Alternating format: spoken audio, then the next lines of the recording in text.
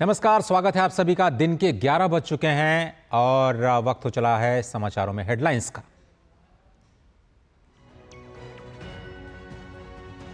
प्रधानमंत्री नरेंद्र मोदी आज south India mission पर।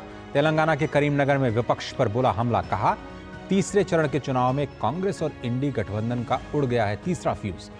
पीएम ने श्री राज राजेश्वर स्वामी मंदिर में भी की पूजा अर्चना।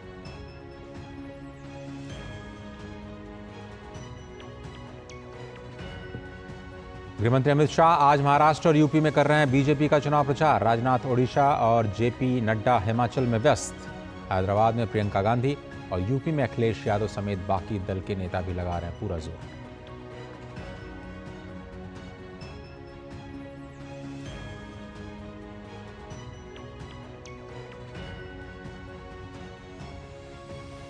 हमास के खात्मे और बंधकों की वापसी तक रफाह में जारी रहेगा इजरायल का ऑपरेशन। यूएन महासचिव ने हालात पर जताई चिंता, कहा अनगिनत परिवार पलायन के लिए मजबूर।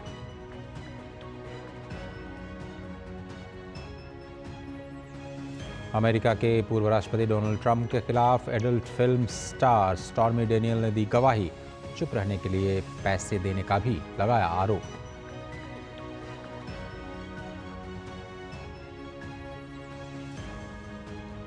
मेजबान देश फ्रांस में आज पहली बार प्रवेश करेगी ओलंपिक मशाल। मार्सेल शहर में राष्ट्रपति मैक्रो भी रहेंगे मौजूद। इस साल जुलाई में होंगे पेरिस ओलंपिक गेम्स। तो चलिए बुलेटिन में सबसे पहले बात करते हैं 24 की चुनौती की।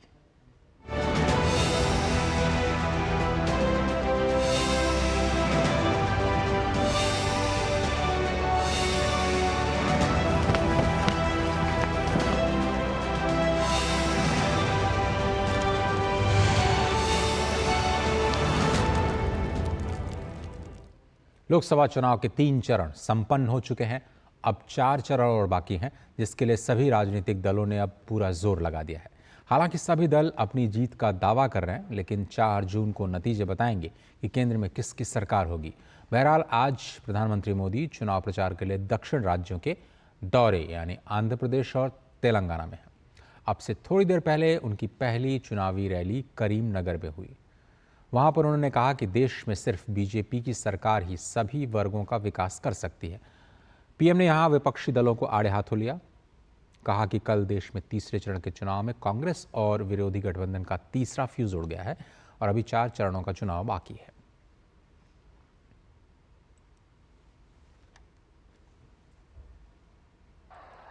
कल देश में तीसरे चरण का चुनाव पूरा हो गया है।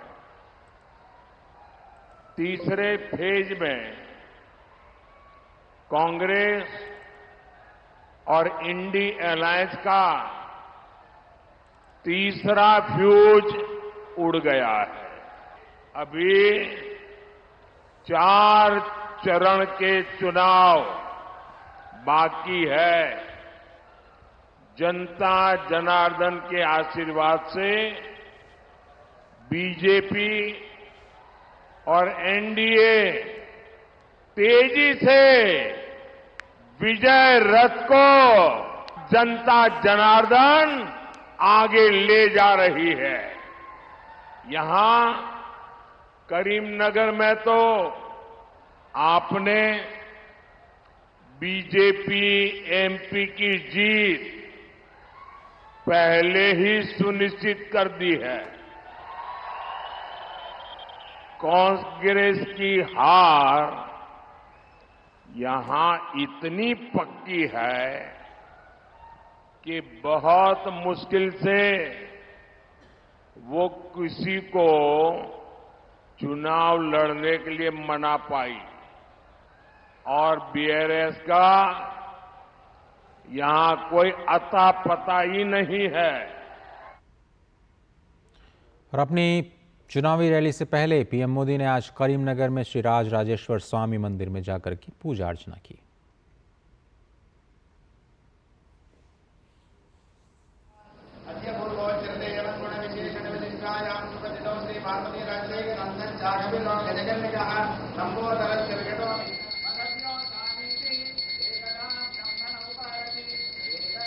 केशवः कल्याणोऽस्त्रोणहारितः कार्षीवरप्रगाणेन वृषभेन इदामहे नन्दिकेशवं सम्पूज्य ज्येष्ठाय नमः श्रेष्ठाय नमः रुद्राय नमः कालाय नमः करविकरणाय नमः बलविकरणाय नमः बलाय नमः बलप्रमथनाय नमः स्वरबोधमनाय नमः मनोन्मनाय नमः सर्वभूतानां ब्रह्माधिपति ब्रह्मणोऽधिपति लोकाः समस्ताः श्रीमेधासावित्रीविजयानिका देवदेना सुरागामि नमस्करोमि कात्यायनाय विद्महे शरण्ये त्र्यम्बके देवे नारायणे नमोस्तुते कल्पमानं प्रकल्पमानमुपकल्पमानमुपकल्प्यं कृत्यं श्रीदेवपदीयभाजत्सम्भोगं भवता चित्रकेतुप्रभानाभान् सम्महान् श्री मल्लिकार्जुन भगवान शिव को समर्पित ये मंदिर हैदराबाद से करीब 110 किलोमीटर दूर पर स्थित है। भगवान शिव राजेश्वरी स्वामी में पूजा अर्चना। आज प्रधानमंत्री मोदी चुनाव प्रचार के लिए दक्षिण राज्यों के दौरे पर हैं। तेलंगाना के करीमनगर में रैली के बाद अब उनकी दूसरी जनसभा तेलंगाना के ही वारंगल में होगी। फिर प्रधानमंत्री आंध्र प्रदेश का रुख करेंगे और राजमपेट में जनसभा करेंगे। शाम को 7 बजे उनकी विजयवाड़ा में रोड शो का कार्यक्रम है। आंध्र प्रदेश में बीजेपी, टीडीपी और जनसेना के साथ चुनावी मैदान में उतरी है। भाजपा के स्टार प्रचारक अमित शाह इस बार के आम चुनाव में प्रधानमंत्री नरेंद्र मोदी के 400 पार के लक्ष्य की पूर्ति के लिए ताबड़तोड़ रैलियां कर रहे हैं। अमित शाह का उत्तर प्रदेश और महाराष्ट्र में आज चुनावी कार्यक्रम है। उत्तर प्रदेश में गृहमंत्री 3 चुनावी रैली कर रहे हैं। इस दौरान वो लखीमपुर खीरी, हरदोई और कन्नौज में चुनावी जनसभा को संबोधित करेंगे। इसके बाद शाम को महाराष्ट्र के जालना में भी अमित शाह एक जनसभा को संबोधित करेंगे। इसके अलावा बीजेपी के राष्ट्रीय अध्यक्ष जेपी नड्डा, स्टार प्रचारकों में शामिल राजनाथ सिंह और नितिन गडकरी एक के बाद एक कई चुनावी रैलियां करेंगे। बीजेपी अध्यक्ष जेपी नड्डा हिमाचल में आज प्रचार करेंगे, साथ ही पन्ना प्रमुख सम्मेलन में भी हिस्सा लेंगे। इसके बाद पार्टी प्रत्याशी कंगना रनौत के पक्ष में चुनावी जनसभा को संबोधित करेंगे। रक्षा मंत्री राजनाथ सिंह आज ओडिशा दौरे पर हैं। रायगढ़ और कालाहांडी में राजनाथ सिंह चुनावी जनसभा को संबोधित करेंगे। नितिन गडकरी भी बिहार के बेगूसराय और दक्षिणी दिल्ली में चुनावी जनसभा को संबोधित करेंगे।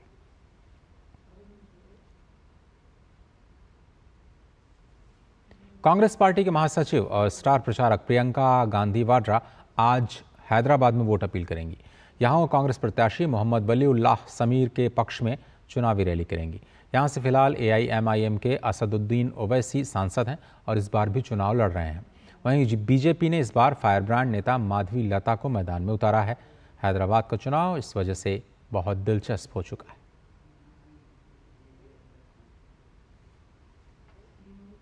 वहीं उत्तर में आज एक बार फिर समाजवादी पार्टी के नेता अखिलेश यादव मोर्चा संभालेंगे। फर्रुखाबाद में चुनावी सभा में अखिलेश अपनी पार्टी के कार्यकर्ताओं में जोश भरने का काम करेंगे।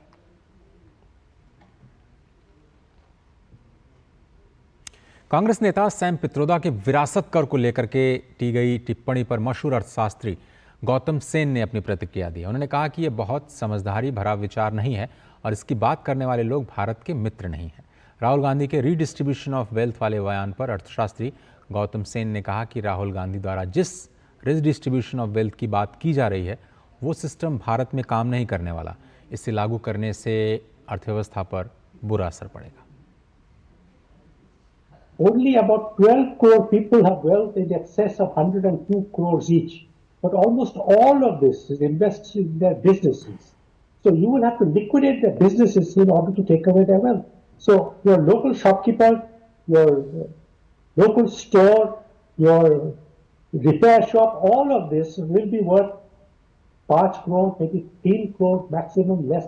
All of these people will have to surrender everything they have. Now, the economy will come to a halt. But my argument is that the total amount of tax you will generate from taking everything away from anybody who has something, which is less than 1.5% of the population, will not make the remaining 98, 99% better off.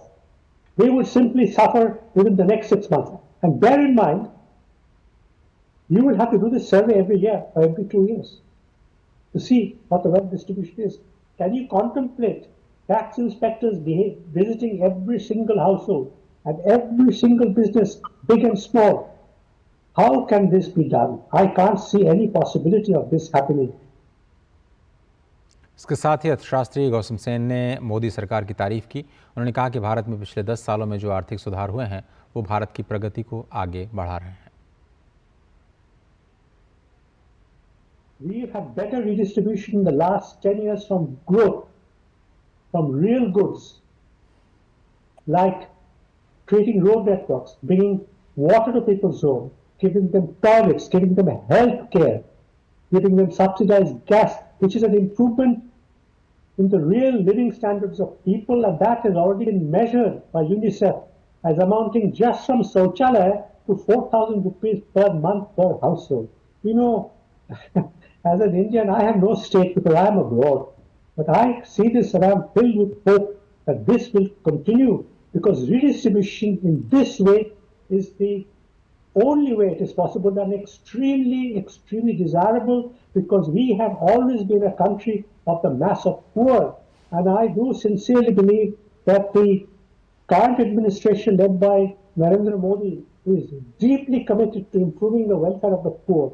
All his actions indicate that the poor have a very high priority for him and his government. But if we achieve 8% growth, you will see a massive difference in 10 years in the welfare of the poor people. The 25 crores who have been lifted out of the poverty line level already in the last 6-7 years. Now, this is an achievement of which all Indians can be proud. We have to keep doing it even more sincerely and with greater determination. And I have confidence that this government will continue its efforts in this regard. Bulletin में एक छोटा सा break लेते हैं। कहीं मत जाइए, खबरें अभी और भी हैं।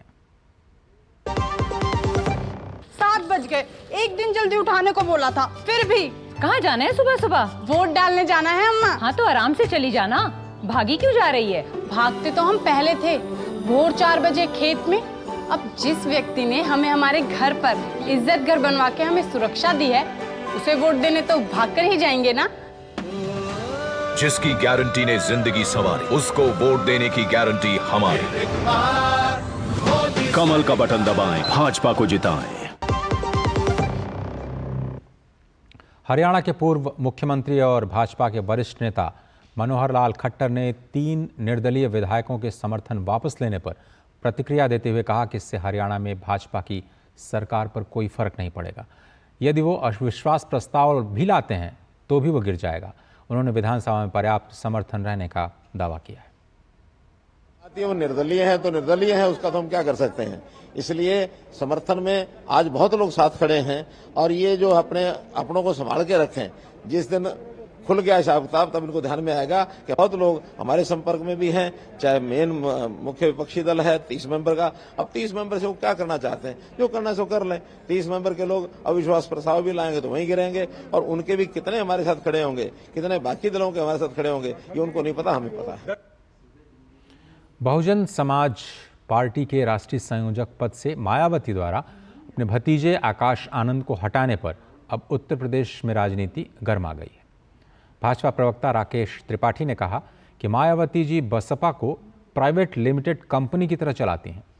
उत्तर प्रदेश में भड़काऊ भाषण देना बीएसपी के नेशनल कोऑर्डिनेटर और पार्टी अध्यक्ष मायावती के उत्तराधिकारी आकाश आनंद पर भारी पड़ गया। मायावती ने कल देर रात उन्हें दोनों अहम जिम्मेदारियों से अलग कर दिया। इसकी वजह आकाश आनंद का अपरिपक्व होना बताया गया। बहुजन समाज पार्टी को एक प्राइवेट लिमिटेड कंपनी की तरह चलाती है, और इसीलिए जब जेल में आता है जैसे निर्णय करना चाहती है वैसा निर्णय कर लेती है, क्योंकि वहां तो एको अहम द्वितीयो नास्ति। मायावती जी जैसा चाहे वैसा निर्णय कर सकती हैं। आकाश आनंद जिस तरह से गैर जिम्मेदाराना बयान दे रहे थे और भारतीय जनता पार्टी को लेकर के जिस तरह की अपमानजनक टिप्पणी उन्होंने की थी, जनता के बीच में उनका बहुत आक्रोश इसको लेकर के पनपा था, और मायावती जी ने इस बात को महसूस किया। इसलिए आकाश आनंद को तमाम जिम्मेदारियों से मुक्त करने का काम किया है। लेकिन मायावती जी, जो बहुजन समाज पार्टी एक मिशन के रूप में माना करती थी, जो बाद में कमीशन में तब्दील हो गया है, क्या इसमें कोई बदलाव कर पाएंगी? क्या वो परिवार के इतर फिर पार्टी के कमान किसी सामान्य दलित को देकर के पार्टी को आगे बढ़ा पाएंगी? या आने वाले समय में जरूर देखा जाएगा कि मायावती जी के परिवारवाद के मोह से मुक्त हो पाएंगी। वहीं कांग्रेस नेता सुरेंद्र राजपूत ने तंज कसते हुए कहा कि बसपा के राष्ट्रीय संयोजक पद से आकाश आनंद को हटाने का फैसला मायावती के निर्णयों पर ही सवाल खड़ा करता है। समाज पार्टी या सुश्री मायावती जी किसको किस पद पर रखती हैं, किसको कद पर रखती हैं, ये उनका निजी और आंतरिक मामला है।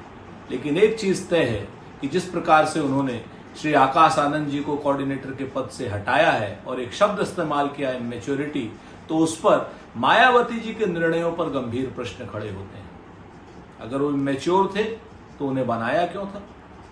जब वो जमीन पर भाषण देने लगे, जब वो बहुजन समाज के साथ काम करने लगे और भारतीय जनता पार्टी के खिलाफ काम करने लगे, तभी आपने उनको पद से हटा दिया। तो ऐसा लगता है कि कहीं ना कहीं जिस तरीके से टिकट चेंज कर रही हैं मायावती जी और अब आकाश आनंद जी को हटाया है, तो भाजपा से मिली भगत स्पष्ट परिलक्षित हो रही है। उधर समाजवादी पार्टी के राष्ट्रीय प्रवक्ता फखरुल हसन चांद ने भी आकाश आनंद को पद से हटाने के पीछे बसपा और बीजेपी के बीच मिली भगत का ही आरोप जड़ा है। जिस तरीके से बसपा के टिकट का बंटवारा हुआ, फिर टिकट बदलने के फैसले हुए, वो कहीं न कहीं भारतीय जनता पार्टी का प्रभाव नजर आता है। और आज जिस तरीके से आकाश आनंद को उनके पदों से बर्खास्त किया गया है, वो आकाश आनंद जो बसपा के उत्तराधिकारी थे, वो आकाश आनंद जो भारतीय जनता पार्टी से लगातार सवाल पूछ रहे थे और भाजपा को वो सवाल चुभ रहे थे, आदरणीय मायावती जी ने आकाश आनंद को बर्खास्त करके ये बात जग जाहिर कर दी है कि बसपा और भाजपा का घोषित गठबंधन है। समाजवादी पार्टी समझती है कि जनता सब देख रही है और जनता जवाब देने का काम करेगी। अमृतसर के पूर्व डिप्टी मेयर अविनाश जॉली ने अमृतसर में आप पार्टी से इस्तीफा दे दिया है। अविनाश जॉली भारतीय जनता पार्टी में शामिल हो गए। पंजाब के सहप्रभारी नरेंद्र रैना ने अविनाश जॉली को भाजपा में शामिल कराया। 6 बार के पार्षद अविनाश जॉली के भाजपा में शामिल होने पर उन्होंने कहा कि वो शुरू से ही भाजपा के साथ जुड़े थे, लेकिन कुछ कारणों के चलते पार्टी से अलग हुए थे। लेकिन आज घर वापसी पे वो खुश हैं। अब भाजपा के लिए दिन रात एक करके भाजपा को अमृतसर में विजय दिलाएंगे। बेगूसराय बिहार की एक ऐसी हॉट सीट है जहां से केंद्रीय मंत्री गिरिराज सिंह चुनाव मैदान में हैं, तो सीपीआई ने बछवाड़ा के पूर्व विधायक अवधेश राय को चुनाव मैदान में उतार दिया है। कैसा है बेगूसराय का चुनावी समर, बता रहे हैं हमारे संवाददाता राजेश राज।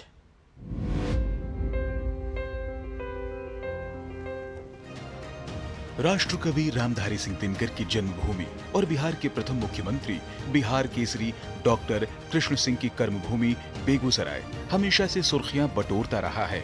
बेगूसराय को बिहार की अघोषित औद्योगिक राजधानी कहा जाता है, क्योंकि यहाँ Barauni refinery, fertiliser, NTPC, Barauni dairy, Pepsi plant, carbon factory समेत 50 से ज्यादा छोटे बड़े उद्योग स्थापित हैं। शक्तिपीठ के रूप में स्थापित माता जय मंगला का भव्य मंदिर और नौलखा मंदिर बेगूसराय की सांस्कृतिक गाथा का बखान करते हैं। संस्कृति और सियासत का बेजोड़ संगम आपको देखना हो तो बेगूसराय के चुनावी संग्राम पर एक नजर डाल सकते हैं। बेगूसराय जिले में पहले 2 लोकसभा क्षेत्र हुआ करते थे, बलिया लोकसभा और बेगूसराय लोकसभा। दोनों क्षेत्रों पर कभी कम्युनिस्ट और कांग्रेस का दबदबा रहा, लेकिन बिहार की सियासत में लालू प्रसाद के प्रादुर्भाव के बाद बिहार का यह मिनी मॉस्को और लेनिनग्राद का लाल दुर्ग दरकता चला गया। अपनी खोई हुई जमीन को हासिल करने के लिए 2019 के लोकसभा चुनाव में जेएनयू छात्र संघ के पूर्व अध्यक्ष कन्हैया को सीपीआई ने चुनाव मैदान में उतारा, लेकिन भाजपा के fire brand leader Giriraj Singh ने कन्हैया को धूल चटा दी। गिरिराज अपनी उस रिकॉर्ड जीत को विकास कार्यों के सहारे फिर से दोहराना चाहते हैं। बेगूसराय की जनता ने इन कम्युनिस्टों का दंश झेला है। हजारों बहनें हमारी मांग सुनी हो गई, नौजवान की हत्या हुई, इंडस्ट्रियल एरिया को तबाह किया, फर्टिलाइजर को बंद किया, रिफाइनरी को तबाह किया। इसीलिए पिछले बार कम्युनिस्ट के कन्हैया को हराया, इस बार भी कम्युनिस्ट को जनता पराजित करेगी, दुर्ग तोड़ेगी। गिरिराज तो केवल मोदी का एक हनुमान के रूप में एक लॉकेट लेकर के चल रहा है। 2019 में आरजेडी के मैदान में होने से मुकाबला त्रिकोणीय था। इस बार मुकाबला सीधा है और महागठबंधन के प्रत्याशी के तौर पर सीपीआई के अवधेश राय भाजपा को घेरने की कोशिश में हैं। सीपीआई पर बेगूसराय में उद्योग धंधों को चौपट करने और अपराध को बढ़ावा देने के आरोप लगते रहे हैं। हालांकि इन आरोपों को अवधेश राय सिरे से खारिज कर रहे हैं। ऐसी प्रवृत्ति को पैदा करने वाले जो समाज को घृणा पैदा करके बांटना चाहता हो, अपना राजनीतिक उल्लू सीधा करना चाहता हो, उसको हम नहीं चलने देंगे और बेगूसराय की धरती इस बार उसका मुंह तोड़ जवाब देगी। बेगूसराय में विकास के अनेक कार्य हुए हैं, लेकिन एयरपोर्ट, मेडिकल कॉलेज और दिनकर विश्वविद्यालय की मांग अब जोर पकड़ने लगी है और यह एक चुनावी मुद्दा बन रहा है। बेगूसराय औद्योगिक राजधानी बिहार के, यहाँ पर मेडिकल कॉलेज नहीं होना ये दुर्भाग्यपूर्ण है। हम लोग इसका मांग करते हैं। यहाँ के बहुत सारे बच्चे को दरभंगा जाना पड़ता है यूनिवर्सिटी के कार्य से, पढ़ाई के कार्य से, और ऐसे में अगर बेगूसराय में एक यूनिवर्सिटी खुल जाती, गवर्नमेंट यूनिवर्सिटी खुल जाती, तो हमारे बच्चों का कल्याण होता। ये हमारे लिए बहुत बड़ा मुद्दा है। बेगूसराय में विगत लगभग 10 सालों में काफी काम हुआ है। रिफाइनरी का काफी ज्यादा एक्सपेंशन हुआ है। थर्मल जो बंद, फर्टाइजर जो बंद था वो चालू हुआ है। थर्मल का भी काफी एक्सटेंशन हुआ है। बहुत अच्छा काम हो रहा है। 4 लेन बेगूसराय को मिला है। हमें उम्मीद है इतना देखते हुए नई सरकार जो आएगी, बेगूसराय को कम से कम हवाई अड्डा, सामहो का पुल, जो काफी लोगों का डिमांड है, वो जरूर मिलना चाहिए। अब बात करें बेगूसराय संसदीय क्षेत्र की, तो यहाँ 7 विधानसभा सीटें आती हैं, जिनमें चेरिया, बरियारपुर, बछवाड़ा, तेघरा, मटिहानी, साहेबपुर कमाल, बेगूसराय, बखरी शामिल हैं। इस सीट के लोकसभा इतिहास पर नजर डालें तो 1952 से लेकर 1962 के लोकसभा चुनाव तक कांग्रेस के मथुरा प्रसाद मिश्र इस सीट से सांसद चुने गए थे। वहीं 1967 के चुनाव में सीपीआई के योगेंद्र शर्मा ने जीत दर्ज की। इसके अलावा 1971 और 1977 के लोकसभा चुनाव में श्याम नंदन मिश्र निर्वाचित हुए। साथ ही 1980 और 1984 के चुनाव में कृष्णा शाही सांसद चुनी गई थी। 1989 के चुनाव में जनता दल के ललित विजय सिंह ने जीत दर्ज की थी। वहीं 1991 में एक बार फिर से कृष्णा शाही यहां से सांसद चुनी गई। 1996 में निर्दलीय के तौर पर रमेंद्र कुमार इस सीट से निर्वाचित हुए। 1998 और 1999 के आम चुनावों में कांग्रेस के राजू सिंह ने जीत दर्ज की। इसके अलावा 2004 में जेडीयू के ललन सिंह ने यहां से जीत हासिल की। वहीं 2009 में भी जेडीयू के टिकट पर मुनाजिर हसन यहां से सांसद चुने गए थे। उधर 2014 के लोकसभा चुनाव में भाजपा को सबसे पहले कामयाबी वयोवृद्ध नेता डॉक्टर भूला सिंह ने दिलाई। इसके अलावा 2019 में भाजपा के गिरिराज सिंह सीपीआई के कन्हैया कुमार को मात देकर यहां से सांसद चुने गए। इस बार सीपीआई अपनी लेनिनग्राद और मॉस्को वाली छवि को दोबारा बेगूसराय में स्थापित करने के लिए एड़ी चोटी का जोर लगा रही है, जबकि भारतीय जनता पार्टी अपने जीत के अंतर को बरकरार रखने के लिए संघर्ष कर रही है। कैमरामैन ललित के साथ बेगूसराय बिहार से मैं राजेश राज, डीडी न्यूज के लिए।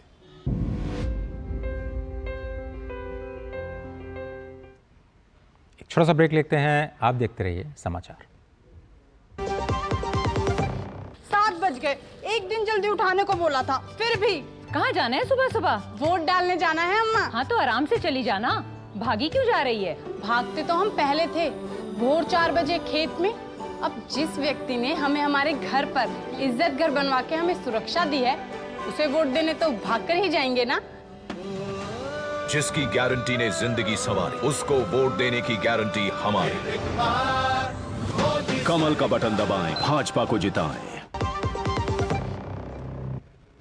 दिल्ली में लोकसभा चुनाव के लिए नामांकन की प्रक्रिया पूरी हो गई है। 25 मई को होने वाले चुनाव में इस बार कुल 1,52,01,936 मतदाता अपने मत का इस्तेमाल कर सकते हैं। पेश हमारे संवाददाता गिरीश निशाना की ये खास रिपोर्ट। देश की राजधानी दिल्ली में आगामी 25 मई को छठे चरण में लोकसभा चुनाव के लिए मतदान होना है। एक ही चरण में दिल्ली की 7 लोकसभा सीटों पर होने वाले मतदान के लिए इस बार कुल 1,52,01,936 मतदाता अपने मत का इस्तेमाल कर सकेंगे। इनमें पुरुष मतदाताओं की बात करें तो इस बार कुल 82,12,794 पुरुष मतदाता हैं और 69,87,914 महिला मतदाता हैं, जबकि 1,228 अन्य मतदाता हैं। 18 से 19 साल के पहली बार के मतदाताओं की संख्या 2,52,038 है, जबकि 85 वर्ष से ऊपर के मतदाताओं की संख्या 97,823 है। इनके अलावा दिव्यांग मतदाताओं की संख्या 77,480 है। दिल्ली में इस बार 2,627 स्थानों पर 13,637 मतदान केंद्र बनाए जाएंगे। मतदाताओं की संख्या को देखते हुए 4 अतिरिक्त मतदान केंद्र भी बनाए जाएंगे। चुनाव के लिए इस बार 1,03,705 कर्मचारियों की तैनाती की गई है। इनमें मतदान और मतगणना दोनों से जुड़े कर्मचारी शामिल हैं। 6,833 मतदान केंद्रों पर वेबकास्टिंग की व्यवस्था की गई है। 1,50 lakhs 1,936 electors final हो गया. So this is the total final total with male voters 82 lakhs 12,794 and female voters 69 lakhs 87,914. And we also have a third gender which is about 1,228. So these are broadly the figures that are going into the polling on the 25th. सातों लोकसभा सीटों पर मतदाताओं की बात की जाए तो चांदनी चौक में 16,45,958 मतदाता हैं। उत्तर पूर्वी दिल्ली में 24,63,159 मतदाता हैं। पूर्वी दिल्ली में 21,20,584 मतदाता हैं। नई दिल्ली में 15,25,071 मतदाता हैं। उत्तर पश्चिम दिल्ली में 25,67,423 मतदाता हैं। पश्चिमी दिल्ली में 25,87,977 मतदाता हैं, जबकि दक्षिण दिल्ली में 22,91,764 मतदाता अपना वोट डाल सकेंगे। सुरक्षा के मद्देनजर दिल्ली में होने वाले मतदान के लिए केंद्रीय सुरक्षा बलों की 46 कंपनियां तैनात की जाएंगी। 19,000 दिल्ली और आसपास के राज्यों से होमगार्ड की तैनाती होगी और 78,000 दिल्ली पुलिसकर्मी भी तैनात रहेंगे। इनमें से 33,000 सक्रिय तौर पर मतदान प्रक्रिया में सहयोग करेंगे। दिल्ली में आगामी 25 मई को होने वाले लोकसभा चुनावों के लिए इस बार 1,52,01,936 मतदाता अपने मत का इस्तेमाल करेंगे, जो पिछली बार की तुलना में इस बार 8.5 लाख से ज़्यादा मतदाता हैं।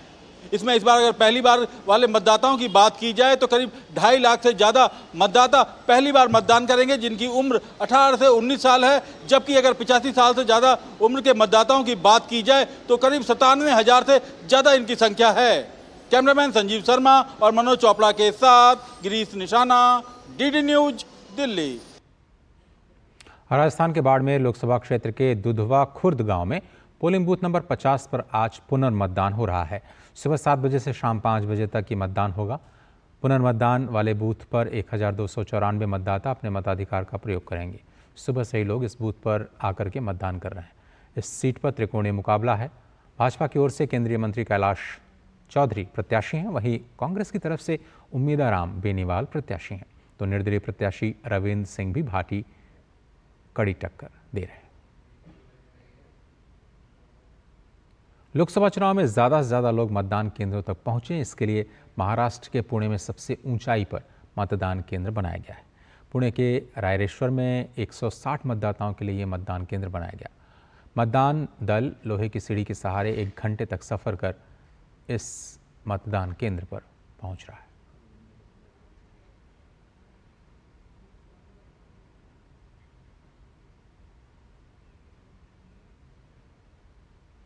और 24 की चुनौती में अभी के लिए इतना ही।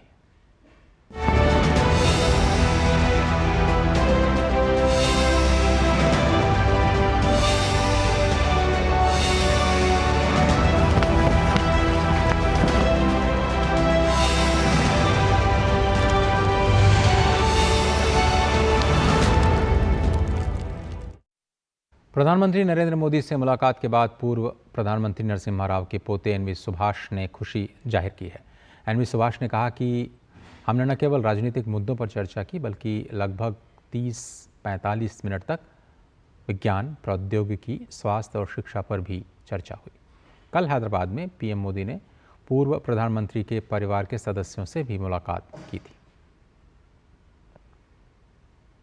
We were very happy when Honorable Prime Minister Shri Narendra Modi ji has called all the members of the family of late P.V. Narasimha Rao after confirming Bharat Ratna, the highest civilian award, to late Narasimha Rao. Modi ji was like my, the grandfather. We never felt that the difference between late Narasimha Rao and the Modi ji, because the way he has conducted himself and inquiring about all our the issues, not only the political issues where they discussed wide range of varieties like science, technology, health, education and children. So it went on almost half an hour to 45 minutes. और अब देखते हैं महाराष्ट्र के मुख्यमंत्री एकनाथ शिंदे का विशेष साक्षात्कार, उनसे एक खास मुलाकात।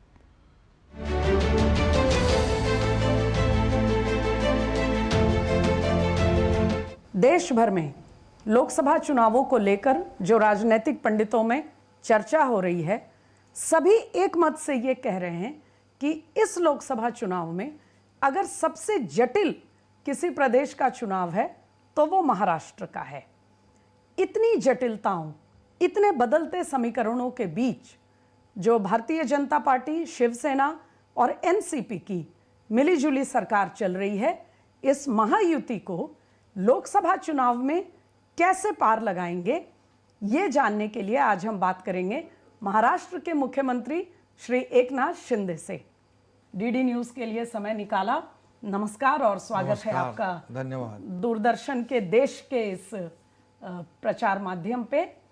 सबसे पहला सवाल इस चुनाव के लिए, क्या आपको लगता है कि आज जो महाराष्ट्र को लेकर कहा जा रहा है कि सबसे कॉम्प्लिकेटेड, सबसे जटिल ये चुनाव बन गया है पूरे देश में, इस जटिलता की शुरुआत आपसे हुई थी जिस दिन आपने अपनी पुरानी पार्टी को छोड़कर और भारतीय जनता पार्टी के समर्थन से सरकार बनाया, मुख्यमंत्री की शपथ ली? मैं तो कहूँगा कोई जटिलता नहीं है। महाराष्ट्र में जनता काम करने वालों को सपोर्ट करती है, डेवलपमेंट को सपोर्ट करती है, इसलिए मैं महाराष्ट्र में कई जगह जा चुका हूँ और फर्स्ट फेज़, सेकंड फेज़ में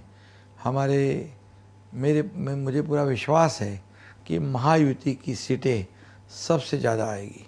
जो माहौल है महाराष्ट्र में, डेवलपमेंट का माहौल है, इंफ्रास्ट्रक्चर के इतने प्रोजेक्ट महाराष्ट्र में शुरू है।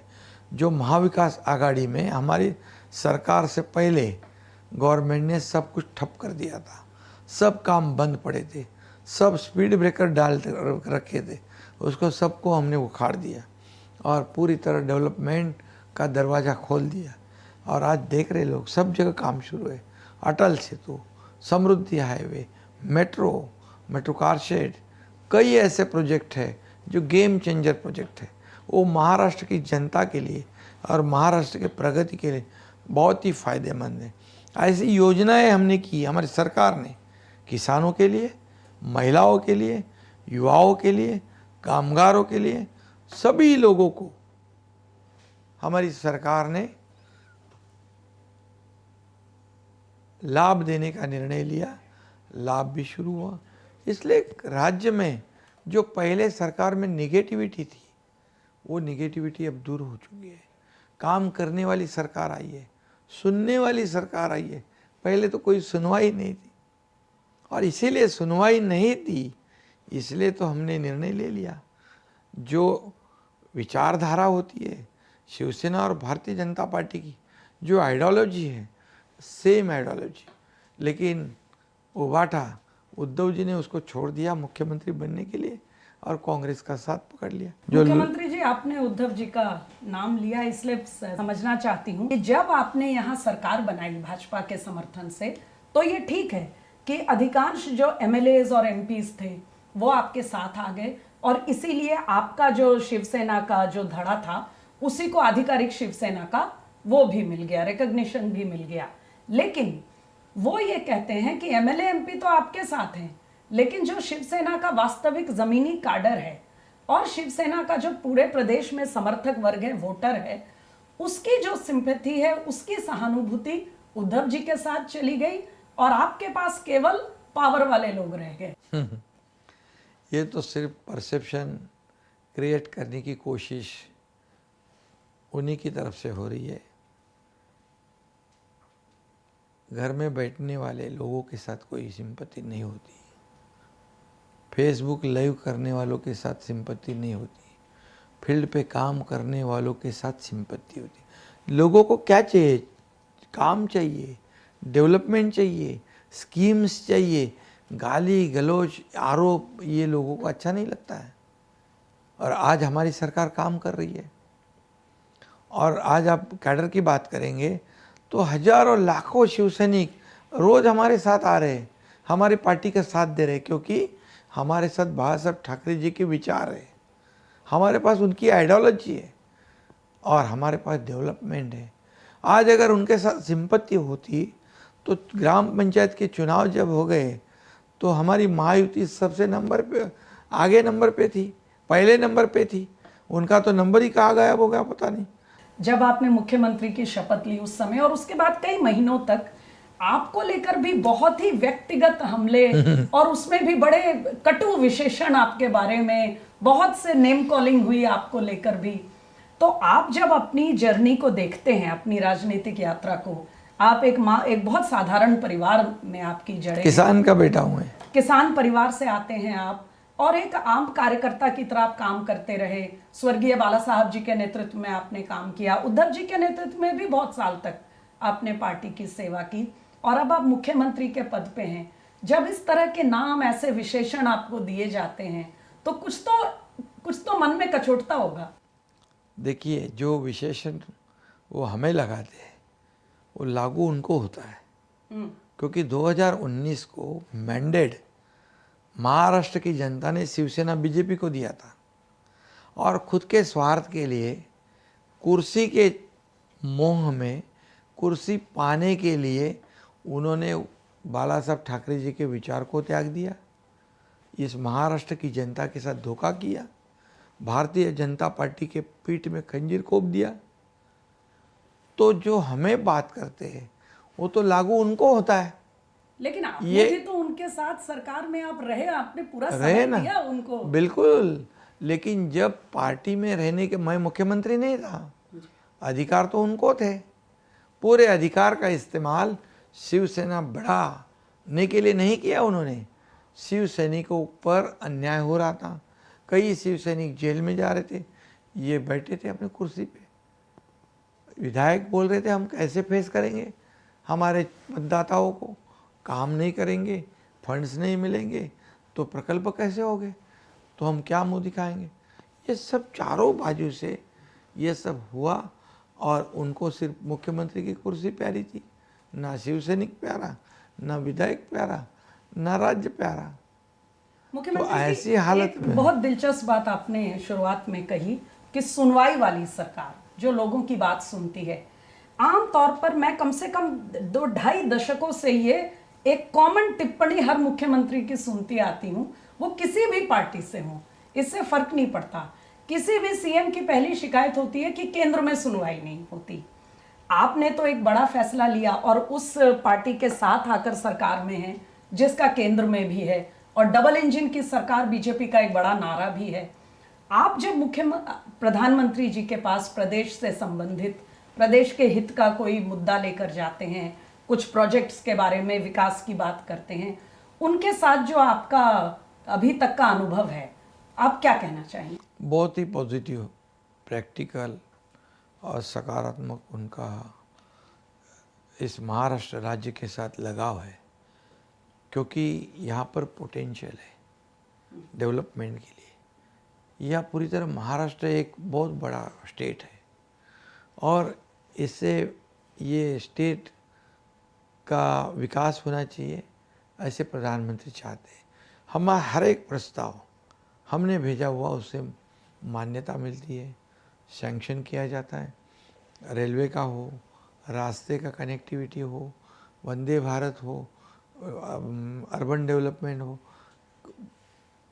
सिंचाई के प्रकल्प हो, किसानों के प्रस्ताव हो, हर प्रस्ताव को मान्यता मिलती है, क्योंकि एक डबल इंजन की सरकार, एक विचारधारा की जब सरकार होती है, हमारी इच्छा क्या है, इस राज्य के सभी लोगों के जीवन में बदलाव आए, सब सुखी हो जाए, इस राज्य में सभी जगह प्रोजेक्ट शुरू हो जाए जो बंद पहले सरकार ने किए हुए थे। अभी पूरी तरह इस राज्य में इतने इंफ्रा प्रोजेक्ट शुरू है, देश में नंबर 1 महाराष्ट्र है। तो सर, ये डबल इंजन का व्यवस्था चलती रहे, इसके लिए महाराष्ट्र से लोकसभा में कितने प्रतिनिधि पहुंचने वाले हम तो चाहते हैं, हमारा मिशन 45 है और निश्चित रूप से माहौल हम देख रहे हैं, अच्छा माहौल है और लोग चाहते हैं कि लोग डेवलपमेंट को साथ देते हैं, काम करने वालों को साथ देते हैं, सुनने वालों को साथ देते हैं। और हमारे तो ये बताइए, आपके महाराष्ट्र के बहुत स्थापित और जाने माने पत्रकार और संपादक, बुद्धिजीवी ऐसा क्यों लिख रहे हैं कि 2 फेज के मतदान के बाद कुछ तो ऐसा फीडबैक हुआ है कि केंद्र में प्रधानमंत्री जी और केंद्रीय गृह मंत्री जी को महाराष्ट्र की पूरी जो चुनाव व्यवस्था है उसको एकदम अपने हाथों में लेना पड़ा है, क्योंकि अब वो और रिस्क नहीं लेना चाहते जो बचे खुचे जो चरण रहे हैं। ये सब गलत फहमी है।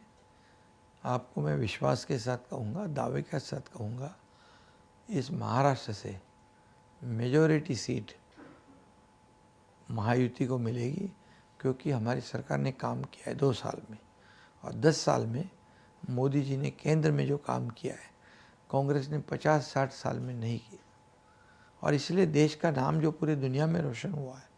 आज ये चुनाव जो है, लोग क्या देखते हैं, ये सिर्फ कोई एक चुनाव क्षेत्र का चुनाव नहीं है, ये देश के विकास का चुनाव है, देश के प्रगति का चुनाव है, और मोदी जी के हाथ मजबूत करने का चुनाव है, ताकि भारत मजबूत हो, भारत महासत्ता बने।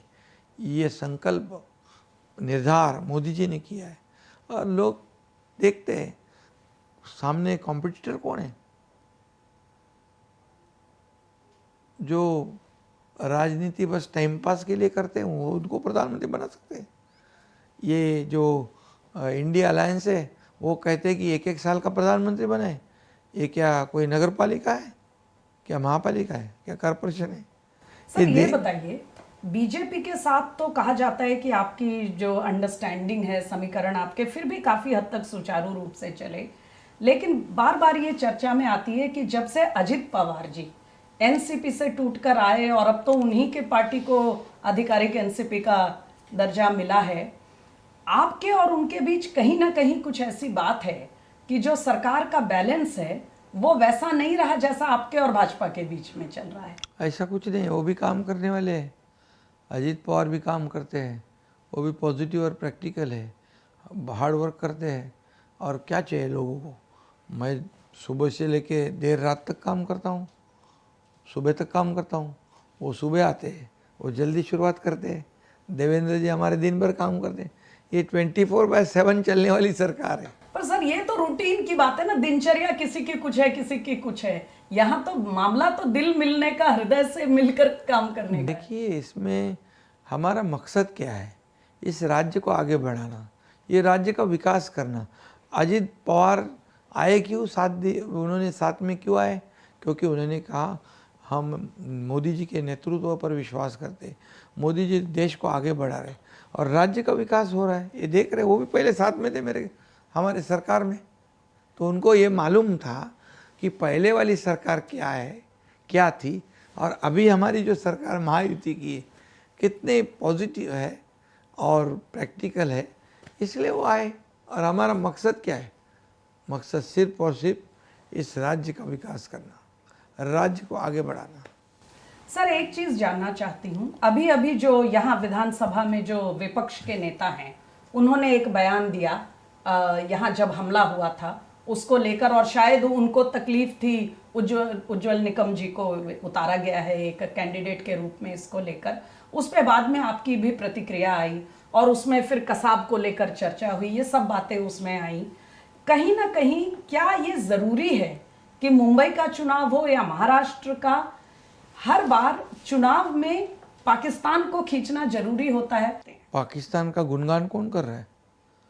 फारूक अब्दुल्ला, वडेट्टीवार, कांग्रेस, ये देश में रहते, देश का नमक खाते और पाकिस्तान का गुणगान गाते, पाकिस्तान की बोली बोलने लग गए। तो ये तो दुर्भाग्य है, ये तो देशद्रोह है। इनको तो देशद्रोह के केस में जेल में डालना चाहिए।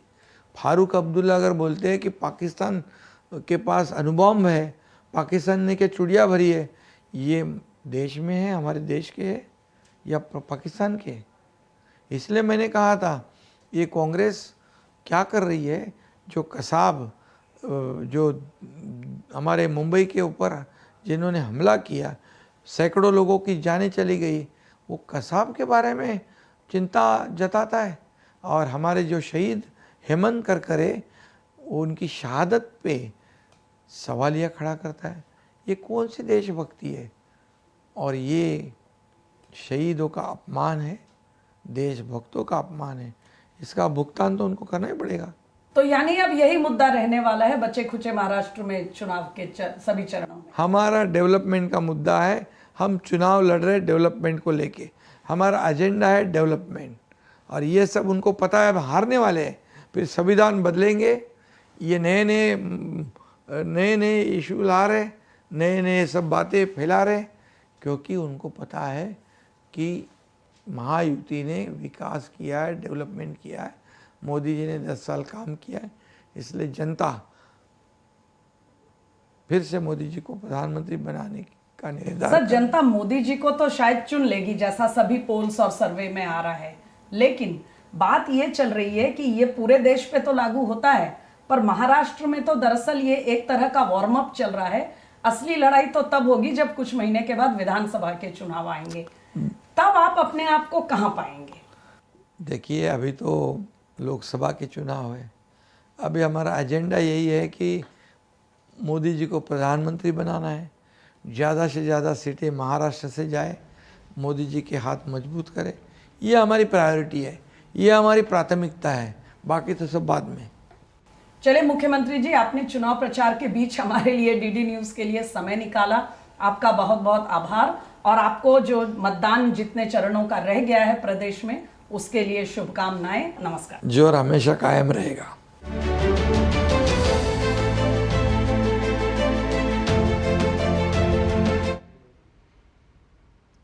आप देख रहे थे ये खास मुलाकात, लेकिन इस वक्त की एक बड़ी खबर आ रही है तेलंगाना से करीमनगर में प्रधानमंत्री ने कांग्रेस पर जोरदार हमला बोला है।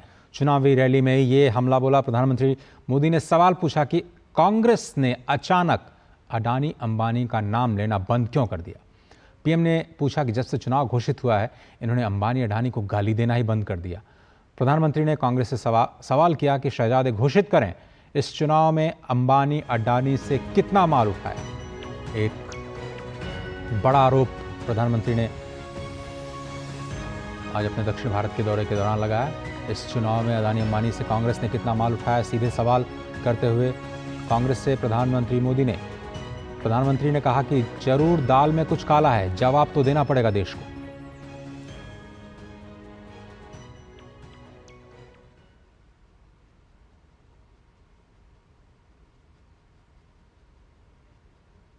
आपने देखा होगा ये कांग्रेस के शहजादे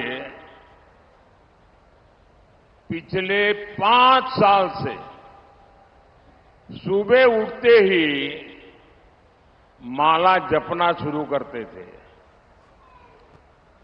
जब से उनका राफेल वाला मामला ग्राउंडेड हो गया तब से उन्होंने एक नई माला जपना शुरू किया। 5 साल से एक ही माला जपते थे, 5 उद्योगपति, 5 उद्योगपति, 5 उद्योगपति। फिर धीरे धीरे कहने लगे अंबानी अडानी, अंबानी अडानी, अंबानी अडानी। 5 साल से। लेकिन जब से चुनाव घोषित हुआ है इन्होंने अंबानी अडानी को गाली देना बंद कर दिया। मैं आज तेलंगाना की धरती से पूछना चाहता हूं,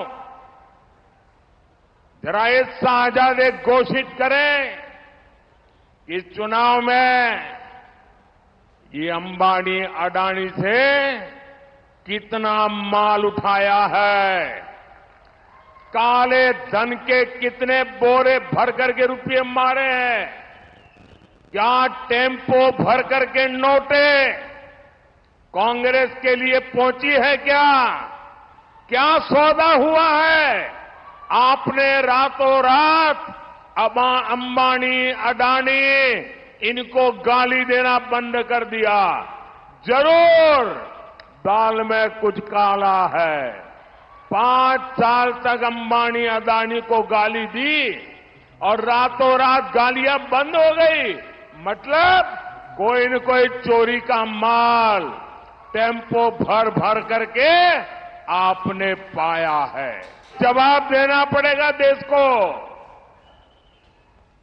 और शैलेंद्र मेरे हमारे साथ जुड़े हैं। शैलेंद्र, इतना आक्रामक तेवर प्रधानमंत्री का दिखा नहीं अब तक, जितने भी रैलीज हम लोगों ने देखी हैं। अचानक इस बदले सुर के पीछे की क्या वजह हो सकती है? देखिए, निश्चित तौर पर जैसे जैसे हम देख रहे हैं कि चुनाव प्रचार आगे बढ़ रहा है, प्रधानमंत्री नरेंद्र मोदी आक्रामक तरीके से जो विपक्षी दल है, कांग्रेस पार्टी है, उस पर हमला कर रहे हैं। और इसकी एक वजह भी है, तमाम उन मुद्दों जिनको कांग्रेस पार्टी उठाती रही है उनमें एक बड़ा बदलाव कांग्रेस पार्टी की तरफ से देखने को मिलता है। और हम जानते हैं कि उद्योगपतियों को लेकर, अडानी अंबानी को लेकर जिस तरह से बीजेपी सरकार, केंद्र सरकार पर कांग्रेस पार्टी खासतौर पर राहुल गांधी हमला करते रहे, लेकिन आप देखें कि इन पूरे चुनाव के दौरान वो राजनीतिक रैलियों में या कहीं पर भी अडानी अंबानी के सीधे तौर पर नाम लेने से बच रहे हैं। तो अब प्रधानमंत्री ये सवाल उठा रहे हैं कि क्या कहीं कुछ दाल में काला है। तो एक तरह से सीधा निशाना है कि आप एक तरह से देखें तो ये दर्शाता है कि आप बताएं, एक सवाल है पे कि दाल में कुछ काला तो नहीं है। तो ये बहुत करारा हमला है एक तरह से कांग्रेस पार्टी पर प्रधानमंत्री नरेंद्र मोदी का तेलंगाना के करीमनगर में, जिसमें एक सीधा निशाना कांग्रेस पार्टी के रुख पर साधा गया है कि अब आप हमला करना आपने बंद कर दिया है। तो ऐसा तो नहीं है कि आपको उधर से समर्थन मिल गया, जो भी आप एक तरह से राजनीतिक तरीके उसका एक संकेत है, वो स्पष्ट तौर पर प्रधानमंत्री कोई मौका नहीं छोड़ते विपक्षी दल, खासतौर पर कांग्रेस पार्टी पर निशाना साधने में। तो कांग्रेस पार्टी की जो रणनीति रही है उस पर एक और सवाल उठाया है प्रधानमंत्री नरेंद्र मोदी ने। लेकिन आपको क्यों लगता है कि कांग्रेस ये मुद्दा क्यों छोड़ चुकी थी बीच में? पहले उन्होंने वाकई हर बार हमले में अडानी अंबानी का नाम लिया, और हालांकि कुछ मौक़ों पर जरूर उन्होंने कहा कि बड़े लोगों का, रिच का टैक्स माफ़ कर देती है, गरीबों के लिए सरकार कुछ नहीं करती, बार बार। लेकिन क्या कांग्रेस को ऐसा लगा क्या कि उनका वो दाव शायद काम नहीं कर रहा था, इसलिए उन्होंने स्ट्रैटेजी बदली और अब पलटवार प्रधानमंत्री ने किया?